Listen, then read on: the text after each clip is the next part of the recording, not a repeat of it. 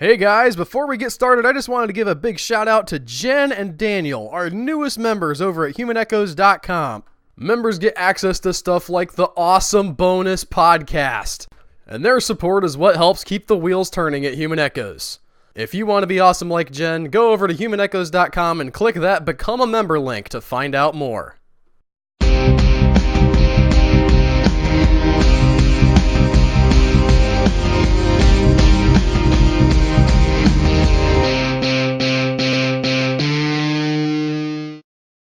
Hello, everybody, and welcome to the Human Echoes podcast, the show where we review oddball movies, have oddball discussions, and occasionally take questions from you, the oddball fans. I'm Tony Southcott. And I'm Albert Berg. And the movie we're covering this week, our final week before we enter into Viewer's Choice Month, Tony. 5 weeks of insanity coming up.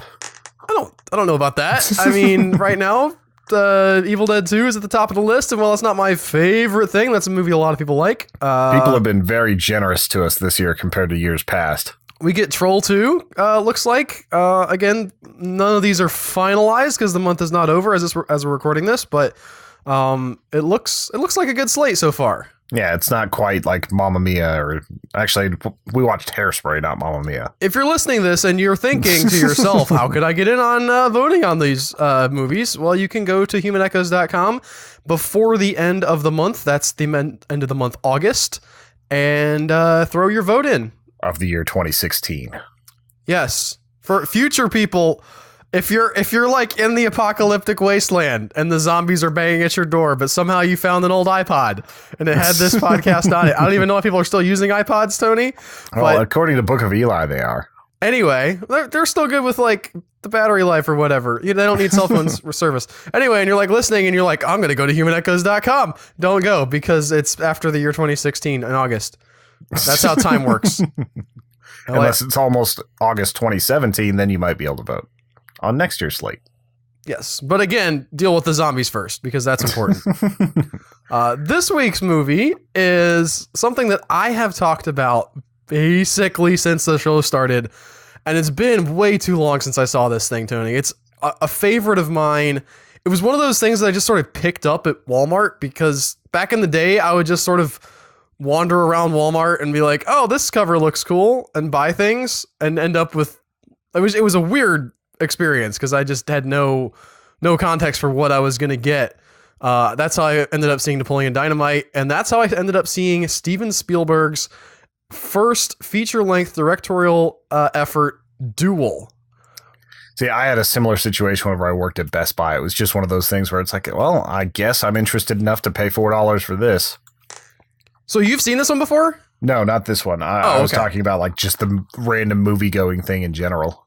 I don't know that I appreciated it the first time. I mean, back in the day, when I was like an idiot just buying whatever I had money for and looked cool, I didn't appreciate this level on the level that I do now. But even back then, I thought, this is a pretty cool movie. How come I've never heard of this before? How come nobody talks about this movie? It's real legit. I love this movie, Tony. What did you think? This was your first time seeing it. How did you respond? I thought it was pretty cool, but I think I was at like a mental exhaustion point just because I had been doing way too much all day. So it didn't connect with me right away. It took a little bit for me to actually care about David Mann as a character. It took a little bit of time for me to get there, but I still loved the cinematography. And I feel like if I had been a little bit less tired, I would have been all over this movie. It gets its hooks in me like from shot one. Like that opening credit sequence goes a little bit long, but even so, the opening of the movie is just a POV from a car as this guy pulls away from his nice suburban house, drives through the city, and drives out into the country where, and it's, sort of fade cuts in between these various shots, but you see the traffic getting less and less and less until he's way out kind of in the boonies where very few other cars are. And it's just this one shot, but to me, like, the instant it starts going, I'm like, I'm hooked. I'm in. I'm totally down with this. This is the best. That's definitely like a 70s style intro where they take a lot of time just getting you there. Well, it's not that much. I think it's partly because you had to do the credits in the opening, but I still felt like I was pretty well compelled. And you talked about the cinematography, which I think basically every shot in this movie, if you could sit down with a piece of paper and just like break down every single shot that's in this movie and have a masterclass in how to make a pretty decent movie. But I was thinking about last night, the antagonist in this movie is a truck. It's this giant, rusty fuel truck that, like a big tanker type of truck that's old even at the time. Like, this is a 1970s movie and this truck is not. Yeah, it's like a late 50s Peterbilt or something like that. It's real messed up looking. It's real menacing looking. And you start off at the beginning of the movie, it's just the way they film it. It's just a truck, there's definitely menace and, kind of a sense of tension there at the beginning, but it feels like, you can sort of relate it to something that you would see on the road. And by the end of the movie, Spielberg is doing all these shots of like real close up of the wheels and like loud, like engine sounds is coming in, and it turns into, without turning into anything, it's turned into a monster just by the way it's shot. It stops being a truck. You like get to see the driver's hands just a couple times, and that's about it. Yeah, you see his feet, which is sort of a motif that plays out when he makes that one stop and he knows the driver's in the diner, but he doesn't know who it is. But definitely there's the idea here is that he's not fighting against a person. He's not fighting against something that can be reasoned with or talked to, that this is a force of nature, or maybe not nature, a force of machinery that is chasing him down, and that there's nothing he can do about it. That's the most interesting part of the movie is you've got a guy who's kind of weak-willed, having to encounter this thing that is just unstoppable evil to him. Everybody else seems to think it's okay until they end up like running over snake tanks and things like that. Well, I think it's a lot. I mean, the movie's definitely about that idea of masculinity and, how other people see you, how you see yourself, the sort of American. This guy is not a hero, right? He's not anything like what you would expect an action movie guy to be, and he's kind of thrust into this action movie role. And throughout the movie, you have this theme of, what does it mean to be the man of the house? There's the guy who calls into the Census Bureau and is doing like a little prank call bit with the lady at the Census Bureau about, should I put myself down as head of household? Because I don't think of myself like that.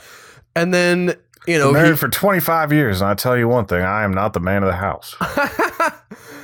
And then he calls his wife, and like she's mad at him because like one of his coworkers had made like serious advances towards her, and he didn't say anything or do anything, just kind of like let that lie. And so you have this. He was just drunk. It's okay. It's like, no, he was grabbing on your wife. Yeah. And while I'm not the type of guy that's like, oh, your jealousy and all that should be so out of control that you get into a fight about it, you should probably say something. Yeah, she has a point. I mean, he's like, well, what did you want me to do? Punch it? It's like, just like say, hey, maybe don't put your hands on that part of my wife. Yeah. How about that? And Dennis Weaver does such a great job playing this guy. I don't know anything else that he's in. He's in like Gunsmoke and some other things, like old shows, old movies.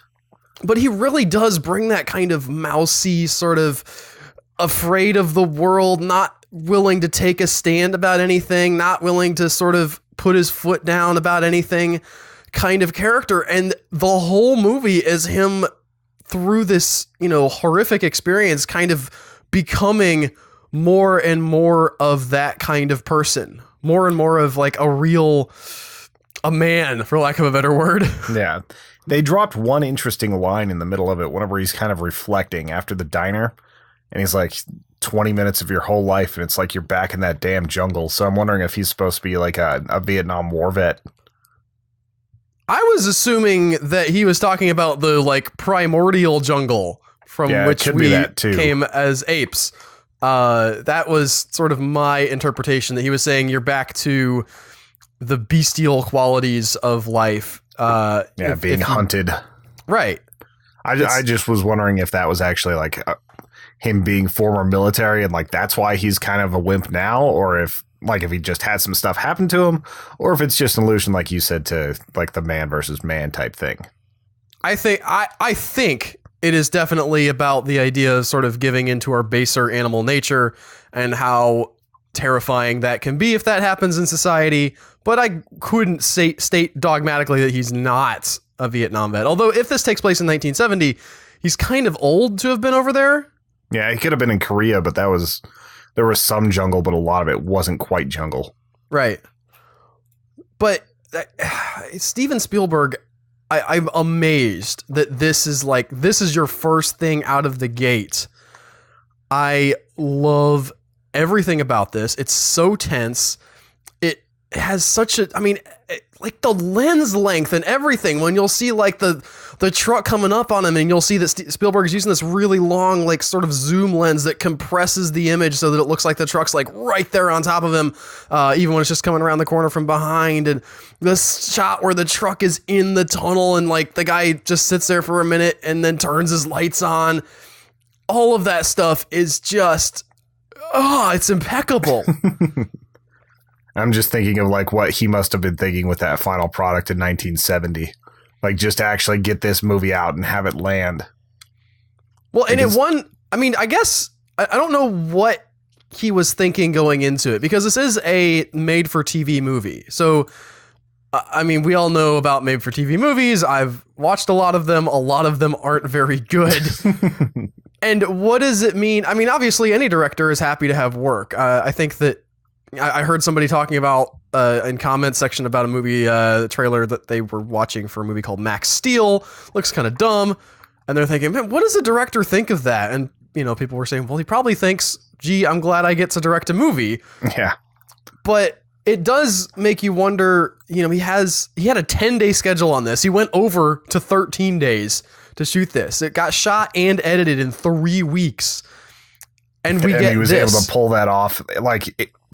In a little over a month from start to finish, he's able to produce this for a TV movie on a TV budget. It's like just nowadays, insane. If you had this movie, it would have been like some crazy highway scene, and you'd have like The Rock as the guy being hunted down, and he would be in like a cool CGI. car, like a Pontiac or something. Well, Pontiac has been gone for a little while, but I see what you're saying. I want to say Pontiac, Tony. There's a Pontiac that I drive by not every day because I don't get out of the house every day, but like there's a car dealership. There's this beautiful yellow, like 1980 something Pontiac. It's got like the big Firebird symbol on it on the hood. Oh, believe me, I love Firebirds. I had that 68 Firebird for a long, long time. Anyway, I've just get off my case. It could be old. It could be an old car. But the point is that, especially if they're remaking it, they want to bring back the aesthetic of it. But I think that they might forget to bring back the idea that this guy is a wuss. I mean, The Rock could not ever play David Mann. Ever. That's what I'm saying. The remake would be like that. I think The Rock is a pretty good actor, but I could never like see him as that kind of mouse-ish, timid. Maybe I'm wrong, Tony. I would love for The Rock to come back. Like, you want to see something? You want to see me be timid? You brought it on now. Here we go. They'd probably get someone like Paul Giamatti. Paul Giamatti would be good. And the car it's great because it's not a good car.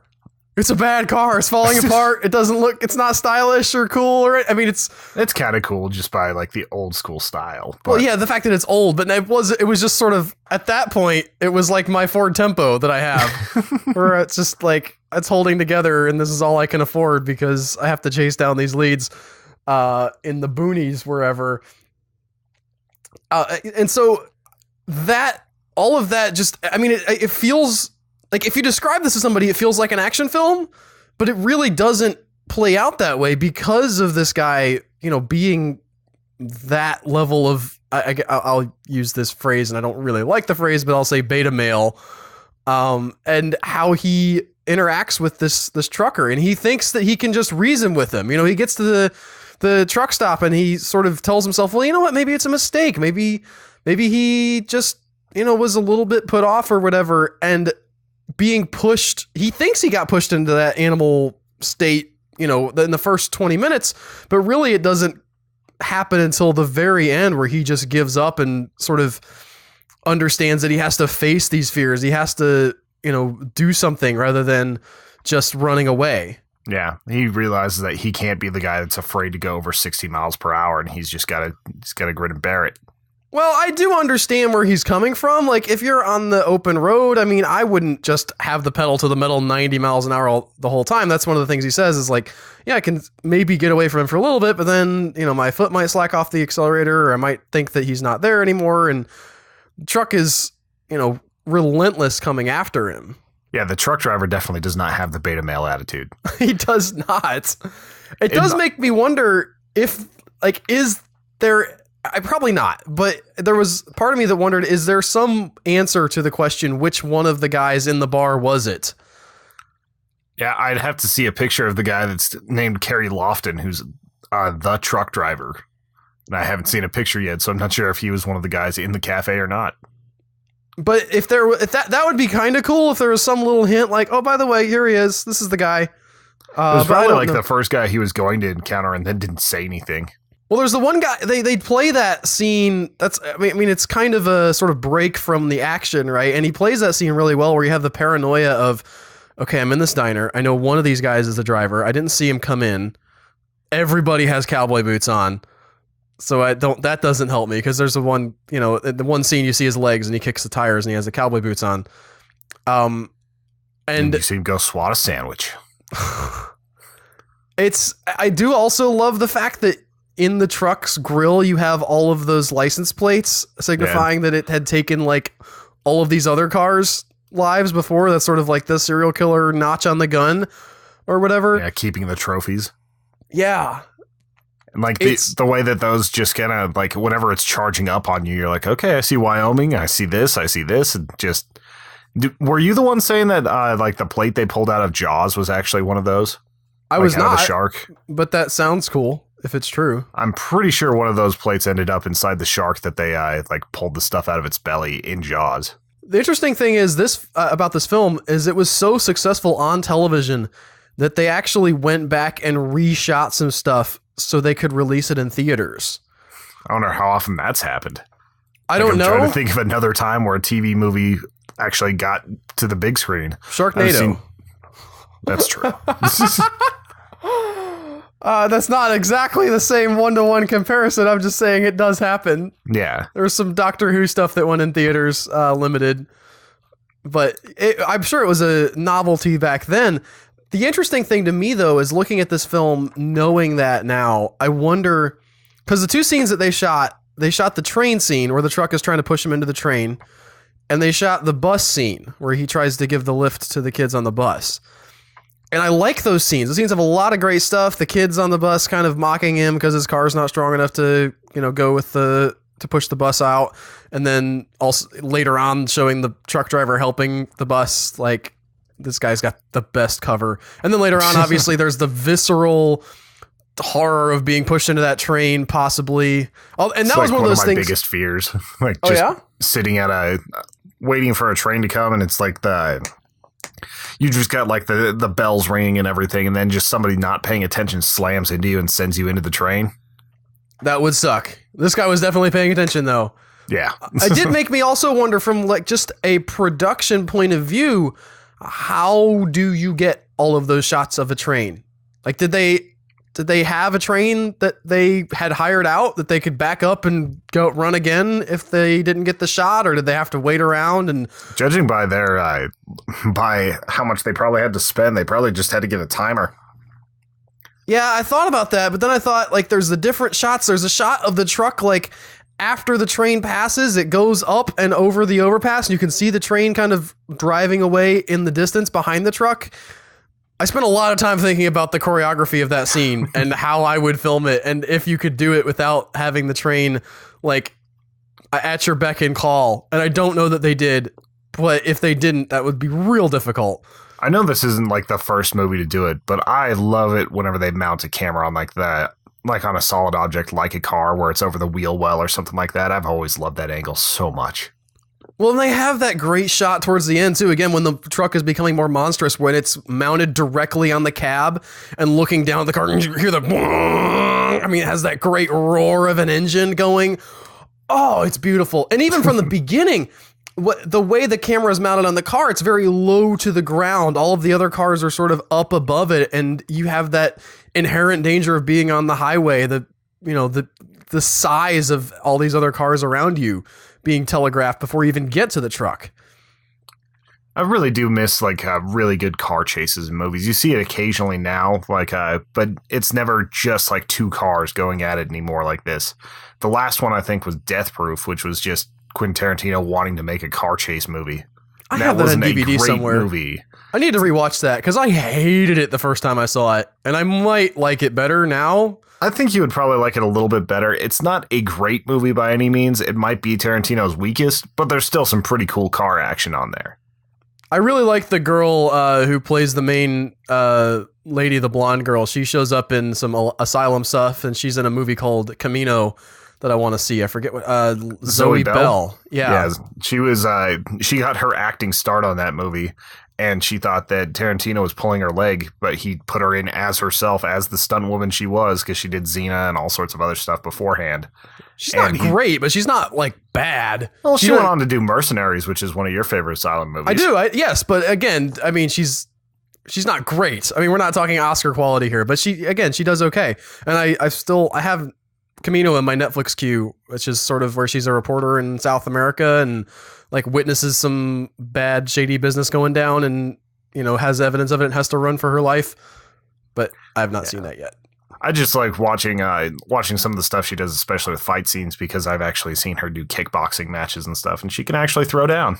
Yeah, that's one nice thing if you have somebody who can actually do all that stuff. There was a lot of, stunt stuff in this movie, again, for whatever budget they had for TV back then. I don't know, but I mean, the car gets demolished, as does the truck.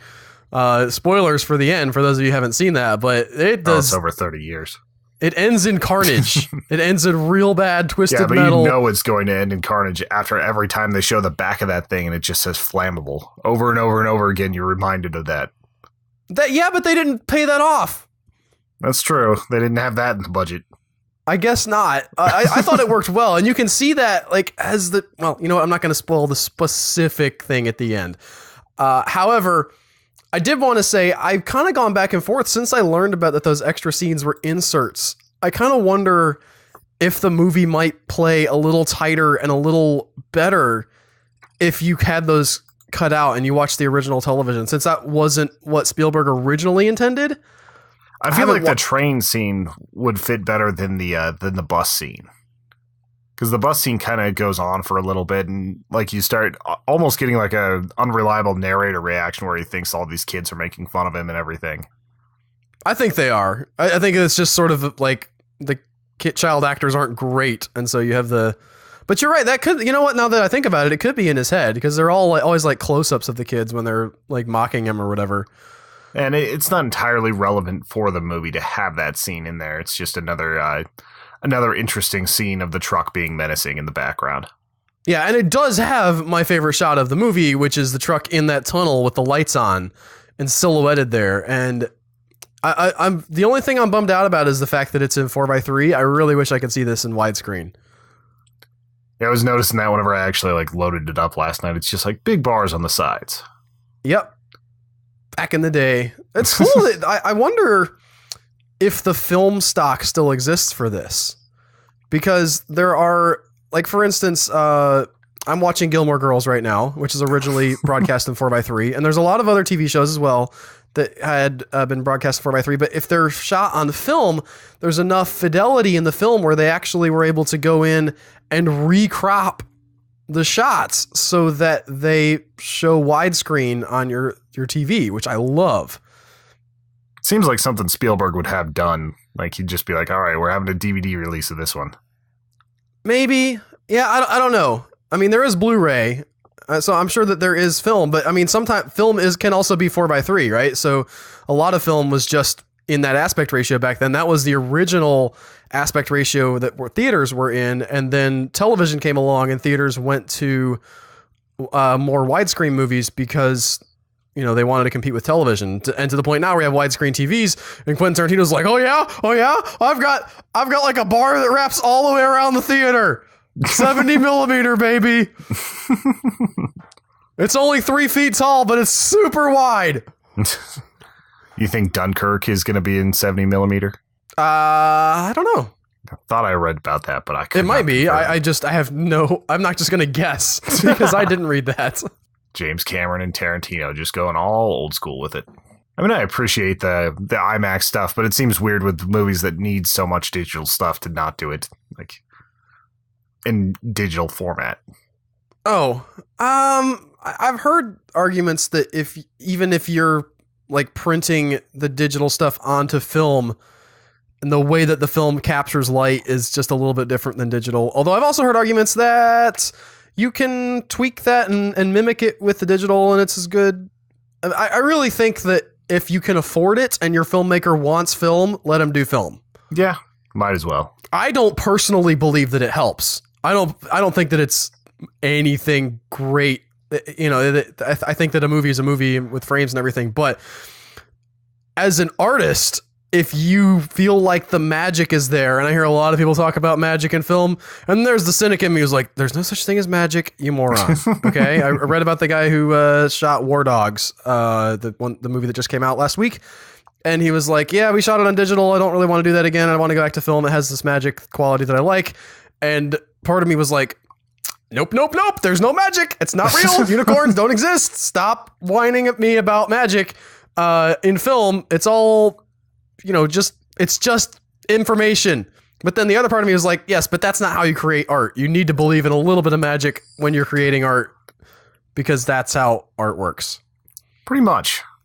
I think that's all we have to say about Duel right now. It's all I can think of anyway. I think we're good. I just want to really heavily recommend people seek this out wherever they can find it. Unfortunately, it's not...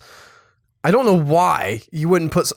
Amazon, go get this for, Netflix or whatever. Maybe it's because it's in that 4x3 and people don't like that as much, Tony. I can see why that is why it's not as prevalent in some of these digital streaming platforms, but I've been waiting for years for it to come on Amazon just so I wouldn't have to dig out my DVD because that's how lazy I am. But having dug out my DVD again, I was blown away. It's a beautiful film, and I just want everybody who can see it to go see it in whatever form they can find. Plus, you're seeing the development of one of the best directors of our time, so. You really are, and it's amazing to think... I'm sure he did. I'm going to say he basically sprung from the ground fully formed. I know he had other jobs before this. There was some other stuff that wasn't as notable. And I think he went on to do one other thing actually that nobody cared about before Jaws. But when he was able to do what he wanted to do, he had genius. He has just genius. Nailed it. Yeah. And it makes me kind of jealous a little bit. I don't know. Malcolm Gladwell in his revisionist history podcast, which I ragged on a couple weeks ago, but he did have a great episode where he talked about the formation of artists and how that some artists are amazing right out of the gate, and they do their best work in their early 20s, and they're just incredible, and then they kind of taper off towards the end, and then how other artists. And that sort of spark of explosion of genius is what we love, right? We like to see those, these people that just show up and they're like, that's amazing. But there are other artists that throughout their entire lives just work and aren't happy with what they're doing and keep tweaking and keep poking and keep trying to get everything better. And they end up doing, the better work towards the end of their lives. And I wonder... they just got this giant body of work that lasts a lifetime instead of burning out by the time they're 35. I don't know if Spielberg is getting worse. I think that maybe people aren't as into some of the stuff he's picking. I don't know how... I didn't watch the BFG. I'm kind of ashamed of that because I feel like as a film fan, I should be more into modern Spielberg, and I haven't seen Lincoln, and I haven't seen... I can't even remember Spies. the one that was nominated for an Oscar last year. Bridge of Spies? Bridge of Spies, yeah. Yeah, so it's But you didn't see it, and I didn't either. I haven't seen a bunch of them, and I should, because watching Saving Private Ryan is still one of the biggest movie experiences I've ever had, and he's incredible. It's just it didn't quite the last few just aren't quite there for me. He's working on Ready Player One right now, which I know our co-producer Joe will be very excited to hear. Joe loves Ready Player One. That's his favorite book. There's going to be so much licensing costs associated with that movie. That's not true, by the way. I want to point out to everybody that Joe hates. Yeah, send at Joseph Devin your favorite parts of Ready Player One. Here's what you do. Go on humanechoes.com, click on one of the affiliate links that we have to Amazon.com, and order Joe a copy of Ready Player One, a physical copy. I will send you his address. He will love it. But no, I'm kind of on the same boat with Joe. I know Ready Player One is one of those beloved books, but I just sort of am okay with it. I had a lot of fun with it, but I was also like, I was working in the summer and I had it on audiobook, and it was just like a good atmosphere and just poppy fun to listen to. It's definitely poppy. It pops like a balloon. Did we get questions this week, Tony? I know we did. Several. I'm asking you, though, because that's how the podcast works. We actually got some that you don't know about. Yeah, they happened in the last few minutes anyway. We'll start with those ones just to keep you on your toes. Hannah Elizabeth at Sherlock Madam, who hasn't asked a question in a while. She's been dealing with a baby. Yeah. She's a new mom. She's awesome. She drives Lyft. But anyway, she asks, you're given a helicopter loaded with 2,000 eggs to drop on one person's house. Who is it that you target? Oh, boy. Like anybody in the world? Anybody in the world. Man. Like a magic helicopter that you say the name and it takes you there. Is there somebody out there who really likes eggs? I mean, I'm pretty good with eggs. Can I get them to build their house in the shape of a giant frying pan first? And then we can just like go into the omelet business. I mean, if you were to go into like somewhere in the Middle East during like the middle of their hottest season, you'd probably be able to get them cooked up. There you go. I've tried. The only person that I have a grudge against, and I'm working on it. I'm like, in my heart, I'm trying to like get over it. Is Jacob Golden, who like pushed me down in the dirt and made me eat dirt in the second grade. I want to punch that man in the face. I feel like 2,000 eggs to his house would probably be a good retribution. That's the one. That's honestly, that was what came to my mind instantly. I was like, Jacob Golden. I don't know where he is. He's probably a great guy now. He's probably a dad, probably an upstanding citizen. If you saw him, he'd probably apologize and be like, "Hey, man, I just want to let me." No, he wouldn't remember me. I would remember him. He would not remember me. But I would totally pick him to drop eggs on his house. Because that's not very violent. He would just have a lot to deal with. Yeah, there'd be a lot of cleanup, and if it all hit at the same time, it might break the roof, though. Have you seen that XKCD where they talk about, like, what if a rain cloud dropped all of the rain in one ball at one time? I haven't seen that, but I'd like to see that. I'm sorry, it's not XKCD. I mean, it's linked to it. It's the What If series that Randall Munroe does. Yeah, that one's actually published. Like, those books are out there, like Barnes & Noble and everything. I've thumbed through them a few times, but I have not bought it. Yeah, I have it on audiobook, which is a weird way to consume that because a lot of the fun in that is the illustrations, but it was a free book, so... Or no, it was not free, but it was a Kindle deal of the day, and it was like $2, so... I remember, I got that when I was on vacation, going around Florida. That was a terrible experience. I blame Will Wheaton, who reads that book. Will Wheaton also read Ready Player One. See? It's all coming together. The Wheaton connection. Willie Wheaton! Screwing our lives up. What's your answer, Tony? Who would you drop eggs on? Some football person? Tom Brady would definitely be a good target, but I'd want him to be outside and not wearing pads whenever it happened. Do you think that he walks around inside his house wearing pads? I'd like to think so. He's just that into it. No, actually, I don't mind Tom Brady as much as I used to because we've actually won the last few important games against him. But for a while there, he was just like our nemesis.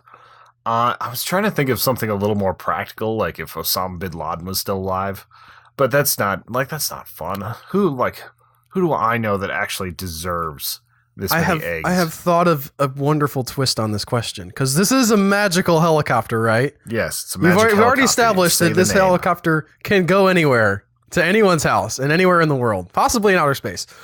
So, the fuel is not an option. We have how many eggs is this? 2,000. 2,000 eggs. The helicopter hovers over their house, drops a egg, like just somewhere that's really annoying, and they're like, and they like go to clean it up, and like 5 minutes later, another egg, and wait for them to clean it up for like a whole year. They're just driving down the road. You just drop an egg right on their windshield. They think that they're gonna get the best of you, and they're like, fine, I won't clean that one up. But it just sits there and it starts to rot and stink, and they're like, oh, and then like the rest of the eggs that are in the helicopter rot because they're not magic eggs. Yeah. It's a long time, and they're just sitting there in the hot sun while the magic helicopter hovers. This is what happens when you ask this question after we watch Duel. It does kind of have that flavor, doesn't it? Like with the weird, bizarre twist. Man against like the unthinkable. The never-ending helicopter machine with 2,000 eggs in it. Man, I'd be a lot more scared if somebody was trying to duel me in a helicopter. But what are you in this scenario? If you're just in a car. Oh, you can just go under a bridge or something. That's true. I mean, maybe they're really good and they can Mission Impossible it, but... Or they've got like an Apache and they just like shoot you from 2 miles away. Well, if they have guns, it's not Duel. All right, like what if the guy in Duel had giant machine guns on the sides of the truck? That would be awesome. Not really the same principle. That would be the remake with The Rock. Yes. Oh man, I want to see a poster for this now. Like terrible Duel. Just the worst. I mean, and the best also, but like Duel in the Wastelands or something. I'm trying to think of somebody who really needs concentration, who needs like Zen for their job. That would be the person to egg. Just slowly. Just forever. Yeah, I would just let it be a mess. I'd be like, well, I hope some flies come and eat all this pretty soon. I would not be an ideal target for that.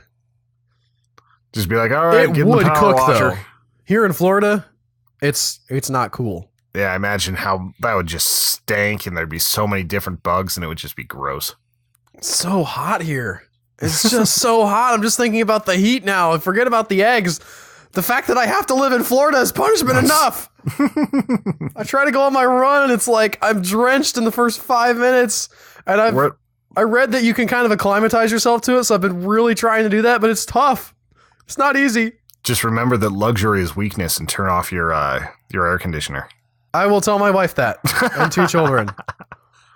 Like that's how I've justified not having an air conditioner. Luxury is weakness. Well, you don't live in Florida. You can justify it that way too. I also take cold showers now because of that. Cold showers aren't bad, especially if after you've run, they're nice. Yeah, after you've run, it's like the nicest thing in the world, even if it is jarring and weird. What's the next question, Tony? Rich Alex asks, are you guys doing Extra Life this year? November will be here before you know it. So far as I know, it sounds like we are. Like, if something comes up, then we'll assess, but I'm pretty sure we'll be doing Extra Life. Lord willing and the creek don't rise. We have meetings on the schedule. We're all planning towards it. If you guys have something you'd like to suggest for that, we will take it into account. Nobody gets anything. You guys don't have any authority. You can't tell us what to do, but we're certainly open to suggestions. Yeah, especially when you're trying to fill 24 hours of streaming. Yeah, I might do a little bit more than I did last year. This year, I might do more nighttime stuff. Yeah, and this year I'll have my PlayStation 4, so I'll be able to be a little more comfortable doing some of that streaming. It should be a good time. You don't want to get comfortable though. You're gonna there's just gonna be like an hour of that stream where your One Punch Gandhi is like standing there getting attacked by ghouls. That's a fun stream. That's on every Sunday, by the way, like the One Punch Gandhi. I'm going to be changing the hours from 12 to 3 to 11 to 2, and that's Mountain Time, because the Broncos will be playing soon enough, and I'm not missing that to stream. So you're also going to be streaming Madden here pretty soon. Or no, you did stream it. I streamed it a little bit last night. Like it was super late night, so there wasn't a whole lot going on. Like the people that were doing Madden already have like the established esports crowd around them. Right. We'll see how much of the Madden I do, but I'll probably do it some late night stuff and just hang out with people. I tried to watch it, but I was not up in the middle of the night. And then I saw the notification when I woke up and I was like, well, I'll try to watch some at 6 o'clock in the morning, but you were still not on, Tony. Yeah. It's probably good for the health of the podcast. I mean, if I were to go all night and then just finish up with the podcast, then go to sleep, we would probably be okay. But it would probably still be a little bit funky. Next question. This is from John Jones at DB1 on Twitter.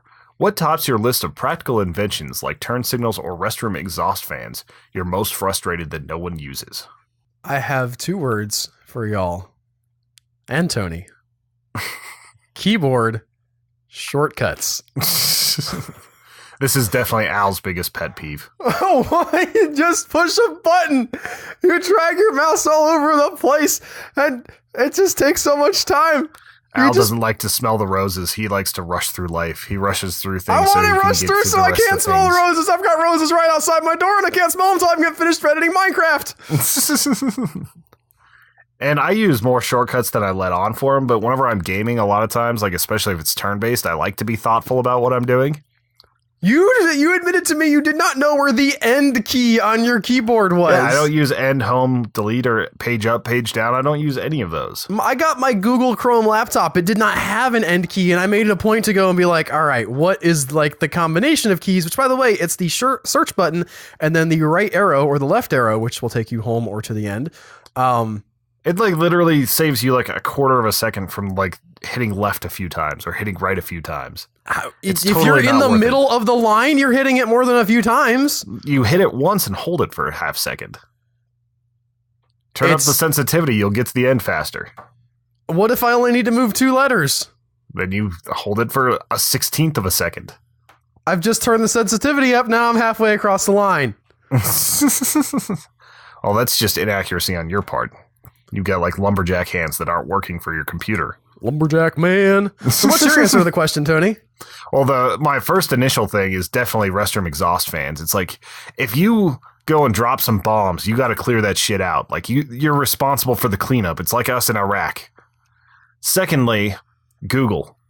There's so many times where people could just solve so many arguments, so many massive problems just by taking a 4-second Google search instead of being like, it's established fact, bro. Well, I feel like that you're talking about a specific instance here. It happens a lot. Like, there's a lot of people I know that are just like, no, dude, I'm telling you, it's true. And it's like, all right, let's Google it. And he's like, dude, there's no need to. I'm telling you, you can trust me. It's like, no, just Google it. Like, we can get 6 or 7 sources if you want to take the time to actually confirm this. We have Google Voice. I can just say, okay, Google.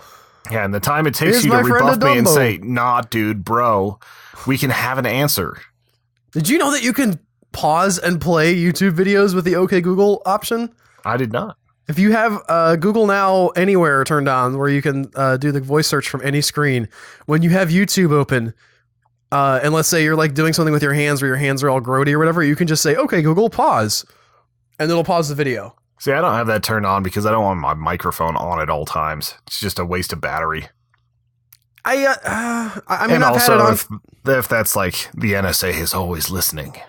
I specifically turned it on because I wanted that functionality, but I also like have a button that's keyed directly into do a voice search here on my phone. I have the one thing I really love about my Samsung Galaxy S6 Active is that it has something called the active key, which you can bind to whatever you want to on your phone. You can push this button and have it open any program or like start anything, like anything that on your phone that it can do, like in a single action, this button will do. It's amazing. It is nice to have that sort of customization on there because like a lot of times it's like, okay, I'm running it, but I want to change the song. I want to move like 3 different steps and I have to get through my lock screen and all this other stuff. So it would be nice just to have the one button press. You know what's the worst is when you're running and you don't have the locked orientation on and your phone is stuck in landscape mode and you're like, and you're bouncing to like, because you're running, you can't get it to go back because it needs like half a second of being stopped in one orientation. Yeah, it just keeps rotating every bounce. Well, no, mine will just stay. Orientation, but mine just stays in the one way it is until like it has a minute to reset. It's really irritating. First world, like the biggest first world problem right there.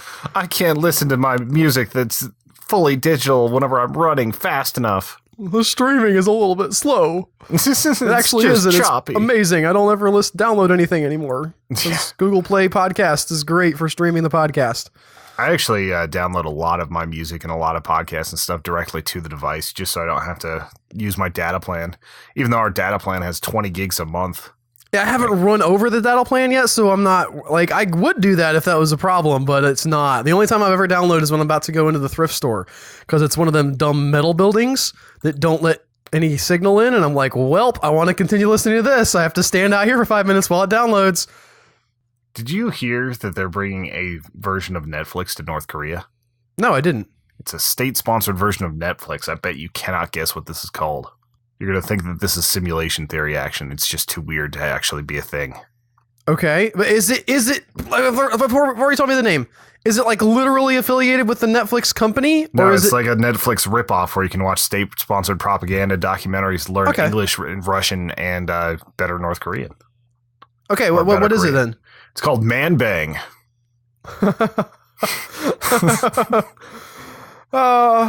Listen, it's a different language. That's hilarious, though. What does it mean in North Korea? I do not know. The article did not say. It just says Man Bang is a set-top box for citizens with content closely regulated, of course. I feel very blessed in my life right now because I just Googled Man Bang and it did autocomplete North Korea and not something else horrible. Google's got your back right now. The service is called Man Bang, which translates to everywhere in Korean.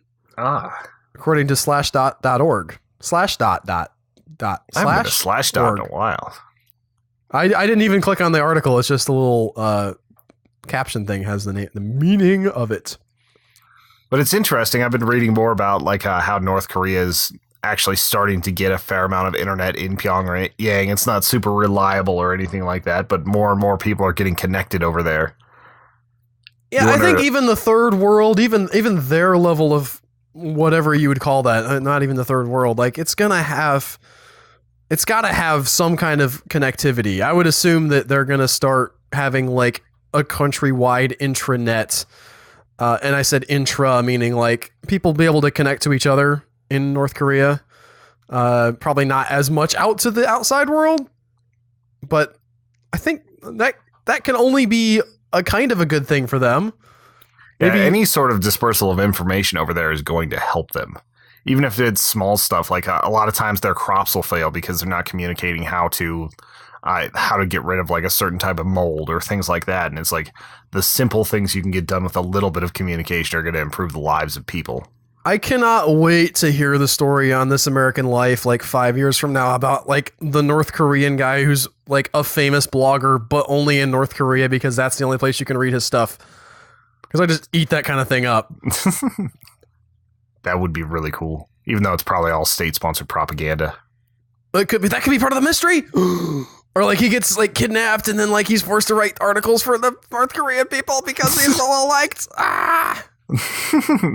They just take Malcolm Gladwell. They pull directed by Kim Jong-il on him, where they're like, we need awesome propaganda that doesn't fit what people are expecting. You're right about how we're actually counterintuitively the best thing ever instead of the worst like you would expect. And he's like, this week on Revisionist History, North Korea turns out to be totally the bomb. And I don't mean explode things, but that too. Watch out, Washington. They will bomb you. They have long-range missiles now. Was that the end of the questions? I know there was one more. I know it. Is there one more? Yes, because we said we were going to do it beforehand because it was from a new person. We were like, yes. Yeah, I don't know what my answer. Jonathan ZK Myers at L0LFAQ asks, what's your favorite story about meeting someone new? It. Have you seen pictures from the new It set and how close those kids look like they're just straight up from Stranger Things? The kids look great. Some of the photos don't look great. Yeah, they got the guy from Hemlock Grove to be Pennywise, and just I'm fine with him. We'll like, see. He's not the problem is the weird like I am actually scary costume. Like, and this is. I mean, I read the book, and but this sort of criticism that I've read a lot, and I agree with, that the whole clown persona is supposed to be a lure. He's not supposed to be just automatically freaky. That's not the idea of the clown in It. He could be both. Like there might be different costumes depending on the mood of the situation. That's possible, but they're very much, it seems like they're leaning hard on the, look at how spooky everything is. I don't know what this accent is I am doing. It slips into lots of things. They also have that like dilapidated old house that looks like it's more Addams Family than just like something you'd see out like. Exactly, like that's in Derry, Maine. Like that's sort of like Anyway. Yeah, I always imagine that house is just like a standard like ranch style or 2-story like brick house that was just crap. I never imagined it as like former mansion turned like scary looking. They're gonna like the gate is gonna squeak when they open it, and then like it's gonna play as they go in, just so everybody knows like, hey guys, it's spooky, it's a scary thing. Guys, are you scared? Cary Fukunaga, why'd you have to leave? It could be great. We haven't seen the movie. We're only reacting to like photos. Yeah, especially because it's not like the first movie was that good to begin with. I never made it all the way through, but it had some rough times, and the ending just did not work. I did not finish that movie. I'm sorry. It's a hard one. That's another made-for-TV movie that was also like 4 hours long. Well, that's like a miniseries, right? They also did that with The Stand. 2 or 3 episodes. Which I also did not stand, but I thought had a lot of great stuff in it. I thought it was, for what it was at the time, especially, was really good. Yeah, plus you got Gary Sinise and a bunch of other people in it. Like, it was not bad. Like, I kind of like the way that Randall Flagg looks over what McConaughey looks like right now, but we'll see how that Dark Tower movie turns out. I've finished reading The Dark Tower, by the way. The first one, the Gunslinger. Sorry, not the whole series. What did you think? I thought it was okay. I thought it was a little bit like weirdly disjointed. Like at the end there, he's just talking to the man in black, and then he wakes up and it's like, oh, I guess I did the Rip Van Winkle thing and I've been asleep for 10 years and now he's a skeleton. What? Here I go. Grab that jawbone, throw it in my pocket. I'm off. I'm like, always grab the jawbone. That happened in like a paragraph. How did that? What? You have to give me more than that. Well, this was like 1977 Stephen King, even if he went back and revised it a little bit.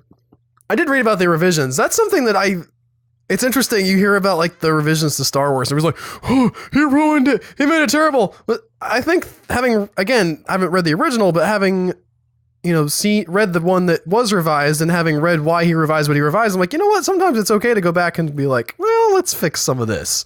Yeah, especially when you're talking about like a 7-book epic and like the stuff you started writing about 30 years ago doesn't quite fit in with what's happening now.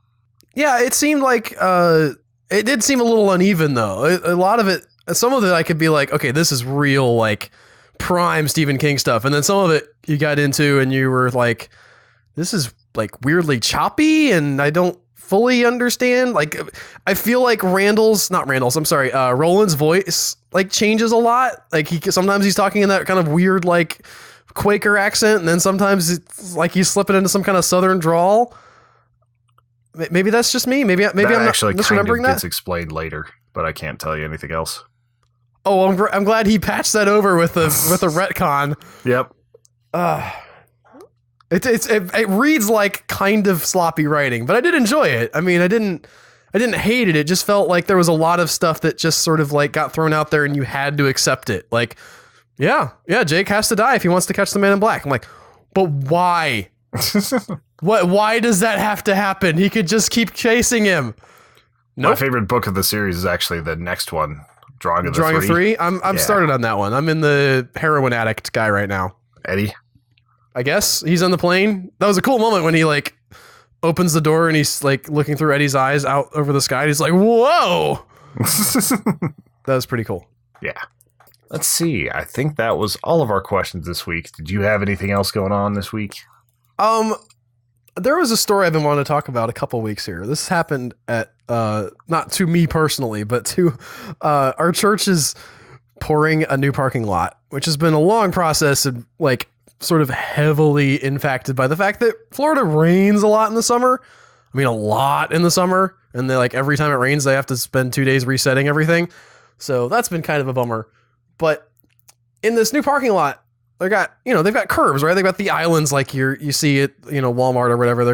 They got to pour concrete and form that before they can pour out all the asphalt. It's still like in progress.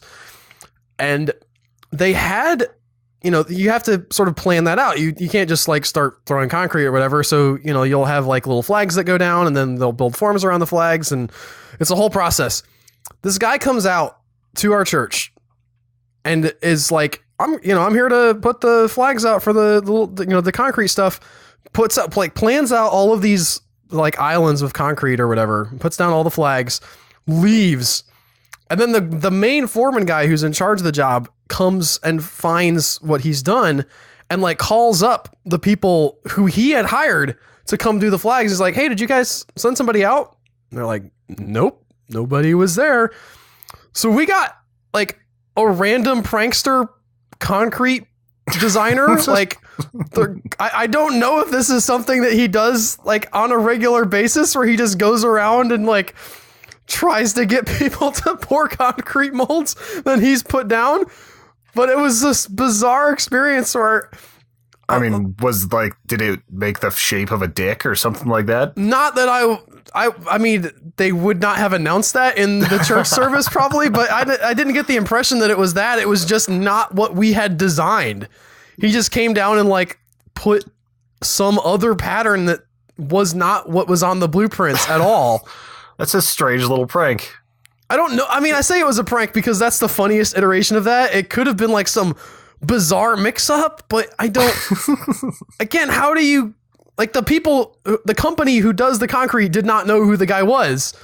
Like they had never heard of anybody being sent out. It wasn't to the plans or anything. So was this just some random dude that might have worked in concrete forms before, or he had like OCD about how he wanted some flags placed? I guess. Just like driving around with orange flags in his truck looking for people pouring a parking lot like, oh, my day has come. Like throws them down in the dirt. Look at this. This is way better than whatever you guys had planned. I mean, as far as pranks go, that is pretty subtle. I like it. Especially if you know it, if you have the shirt and like maybe like a good baseball hat, you have that sort of collared shirt, but it looks like a working man shirt, right? And maybe some chinos or whatever, and you just look official. Maybe you have a clipboard. Like nobody's gonna ask you what are you doing because they're doing work, right? Yeah, if you walk into a place and you look like you know what you're doing, most of the times you're not going to get asked questions. Like you walk into a grocery store wearing like carrying a clipboard and looking like you're a health inspector or something like that, people are just going to avoid you. Well, if you walked into a shopping store with a clipboard, I think people would just think you were a dude with a clipboard. That's what I would have reacted like. Some weirdo carrying a clipboard around. Well, I'm more meaning like have the like white jacket on and all that stuff. Maybe they would think that would almost make you more suspicious because do you think that grocery stores are bigger than they are? But really, you kind of get to know everybody in the store once you work there for a couple months. It's not like just some random stranger can walk in and be like, hi. And I know that like happens in movies. In real life, people know their coworkers pretty well. Unless you're talking about like a massive corporation. I worked at Walmart and I noticed when people were new starting, the new cashiers and the new people in the different departments. I was like, oh, there's somebody new over there and like pets or whatever. It wasn't I didn't just like walk by and there was some random new face every day that I just kind of accepted. Occasionally it would happen at like Best Buy and stuff, but that was like during the holidays when they had massive turnover. Well, yeah, I could see that, I guess. I want to see that in a movie where somebody like walks in the uniform and they're like, who are you? We don't like, this team has been working together for 10 years. You don't just like walk in with the uniform and act like you're part of this. No. Yeah. It's like all the Get out of here with your concrete forms. It's like all the heist movies where they're just all of a sudden allowed to be like a dealer at the casino. Well, in Ocean's 11, the guy was a dealer at a different casino and he got transferred. That's true. I started watching that the other day. That's on Amazon Prime Video for those of you who have that service. That's a good movie. Yeah, it is. It's been a while since I saw it, but man, that's Aren't they doing like another reboot, like where it's all women for like Ocean's 8 or something like that? I thought it was just going to be called Ocean's 11 again, but yes. They are doing an all-female reboot. I have no idea. I've heard that they're just going to sort of like have it take place in a different, completely separate world. And like nobody's ever heard of Ocean's 11 in this. I don't know how I feel about that. We'll see. I want a good movie, really. I mean, that's all I care about. I want to see a cool heist movie. I don't care if it's all women, but it seems like sometimes when Hollywood's just like, hey, let's put together a reboot and honor diversity and all this stuff, that they don't put the work in. They just want to have women come see it, which is they're going cool. off of a checklist. Not really like trying to make the best thing possible. So anyway, it could be anything. It could work out great. It might not. It could be terrible. But I'm a little bit trepidatious because Ghostbusters to me was not a terrible movie. I didn't hate it. You were saying it was exactly what you want it to be, like whoever you are. Like if you have the vitriol and you want it to be bad, it's going to be bad. If you want it to be funny, it'll be pretty funny. Like it just didn't feel like, I mean, there was definitely funny moments, but it didn't feel like anything inspired. I went and saw Kubo and the Two Strings, and I just got to put up this plug. I know we're kind of running close to the end of the podcast here, but go see Kubo and the Two Strings. Yeah, I'm going to go see it tonight. I was crying at the end. I was like, not completely broken down sobbing, but I was like, oh, this is sad. I'm glad I don't have to say anything right now because my voice would break apart and the tears would stream even faster out of my eyes. I'm excited to see it tonight. But anyway, I think that's going to do it for this week. What I need you guys to do is to go to humanechoes.com and become a member. If you enjoy this podcast and you want bonus content, this is the $1 way to support us, and it's the only way to get those bonus podcasts. If you look back a little bit in our archives, you can check out a sample of it. But yeah, like if you become a member, $2, $5, $10, $20, we've got all sorts of different tiers. Some of them you get shirts, some you get pins, postcards, all sorts of fun stuff. Most of my tiers came from watching Kubo and the Two Strings. The T, like EARs. Yes, there you go. Yes, you got it. I get you. But anyway, another great way to support us is to go to humanechoes.com and click that Amazon link. If you are doing any online shopping, which face it, most of us are doing at least once or twice a month, click on the Amazon link on the right-hand side or any of the links in the articles that take you to Amazon, and you'll have a cookie in your browser that gets us a nice 4 to 6% cut of whatever you buy. It's a perfect way to support the podcast without costing you anything extra. Go on Amazon, buy a car. Yes, use our affiliate link. Next thing you could do is also just leave us a review on iTunes, share or retweet, any of those sorts of things. It helps us a lot.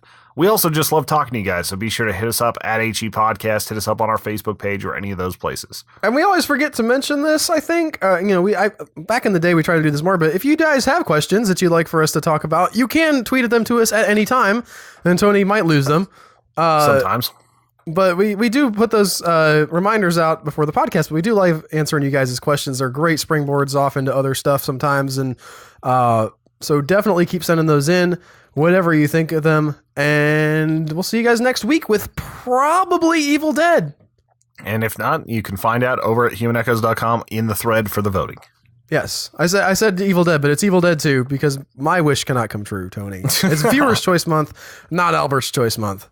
But I'll find a way to enjoy Evil Dead 2. All right. Catch you guys next week. Bye.